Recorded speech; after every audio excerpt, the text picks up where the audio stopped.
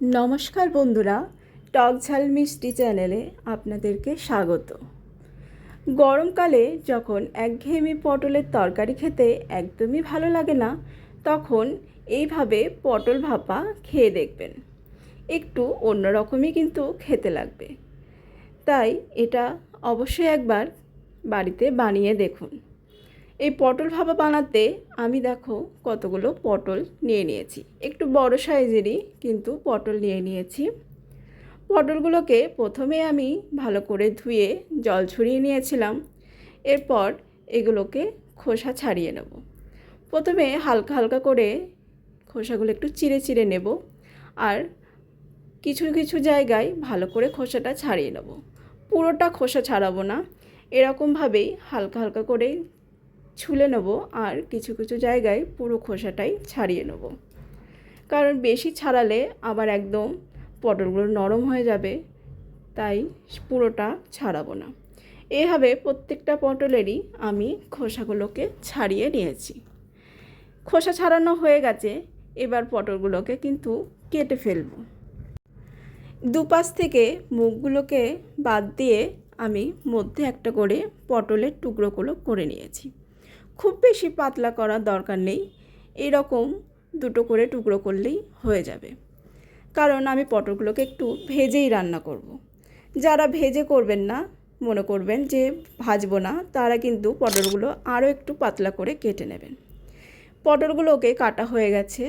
এরপর এর মধ্যে একটু চিনি, একটু লবণ আর একটু হলুদ গুঁড়ো দিয়ে পটলগুলোকে ভালো করে মেখে নিতে হবে। পটলগুলোর মধ্যে মশলাগুলো ভালো করে মাখিয়ে নিতে হবে। সব পটলে মশলা মাখানো হয়ে গেলে তারপর কড়াই বসিয়ে তাতে সাদা তেল গরম করে নেব।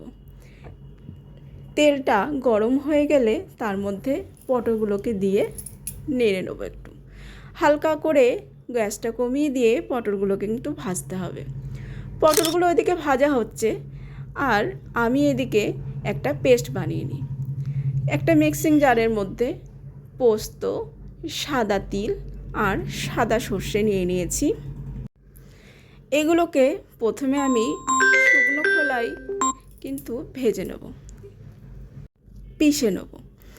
প্রথমে এগুলোকে শুকনো পিষে নিয়েছি, তারপর এর মধ্যে কয়েকটা কাঁচা লঙ্কা দিয়ে একটু জল দিয়ে সেগুলোকে আবার আমি মিক্সিতে ঘুরিয়ে একটা পেস্ট বানিয়ে নিলাম। এর মধ্যে পটলগুলোও কিন্তু আমার ভাজা হয়ে গেছে। পটলগুলো এবারে নামিয়ে নেব। খুব বেশি ভাজবো না, এরকমই হালকা হালকা করে একটু ভেজে নেব। এরপর একটা টিফিন ক্যারিয়ারের মধ্যে পটলগুলোকে দিয়ে দিলাম। পটলগুলো দিয়ে তার মধ্যে ওই পেস্টটাও দিয়ে দেব। পেস্টটা দেওয়া হয়ে গেছে। এরপর আমি একটু নারকেল নিয়ে নিয়েছি। নারকেলটা মিক্সিং জারের মধ্যে দিয়ে তার মধ্যে 2 চামচ দই দিয়ে একটা পেস্ট বানিয়ে নিলাম। এরপর ওই পেস্টটাও এই পটলের মধ্যে দিয়ে দেব।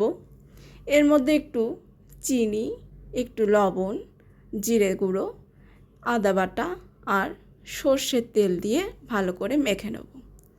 একটু বেশি করেই সর্ষের তেলটা দিতে হবে, কারণ এর মধ্যেই ভাপাটা যেহেতু হবে, আর যে কোনো ভাপা করতে গেলে কিন্তু একটু সর্ষের তেলটা বেশি লাগে। ভালো করে এটাকে মেখে নিতে হবে। প্রত্যেকটা পটলের গায়ে যাতে মশলাগুলো ভালো করে মাখানো হয়, সেরকমভাবেই মেখে নিতে হবে। এরপর কতগুলো চেরা কাঁচা লঙ্কা দিয়ে বক্সের ঢাকনাটা আমি লাগিয়ে নিলাম। একটা ডেচকি বসিয়ে দিয়েছি, তার মধ্যে স্ট্যান্ডটা দিয়ে ওই বক্সটা বসিয়ে দিলাম, আর একটু জলও দিয়ে দেবো। জলটা খুব বেশি দেওয়া যাবে না, জলটা যাতে বক্সের নিচে অবধি থাকে, যেন ভাপটা লাগে সেরকমভাবে জলটা দিয়ে দেবো। 15 থেকে 20 মিনিট এটাকে ভাপে রেখে দেবো। ভাপে রেখে দিয়ে তারপরে বন্ধ করে ঠান্ডা করে নেব। ঠান্ডা হয়ে গেলে বক্সটা খুলে তার মধ্যে আমি একটু সর্ষের তেল দিয়ে দিলাম। সর্ষের তেল দিয়ে এই পটলগুলোকে একটু নেড়ে নিতে হবে। একটু কাঁচা সর্ষের তেল দিলে কিন্তু গন্ধটা খুব ভালো লাগে খেতে, তাই প্রথমে দিলেও হবে। এটা যখন ভাপানোর আগেও আপনারা দিতে পারেন, আবার পরেও দিতে পারেন। আমি কিন্তু পরেই দিয়েছি, যাতে একটু সুন্দর গন্ধ ছাড়ে। আমার পটল ভাপা কিন্তু রেডি হয়ে গেছে। এরপর গরম গরম ভাতে এটা পরিবেশন করে নেব। গরম ভাতে এই পটল ভাপা থাকলে আর কিন্তু কিচ্ছু লাগবে না। তাই কেমন লাগলো আমার এই পটল ভাপা রেসিপিটা সেটা জানাতে কিন্তু একদম ভুলবেন না। আর কেমন হয়েছে সেটাও বলুন।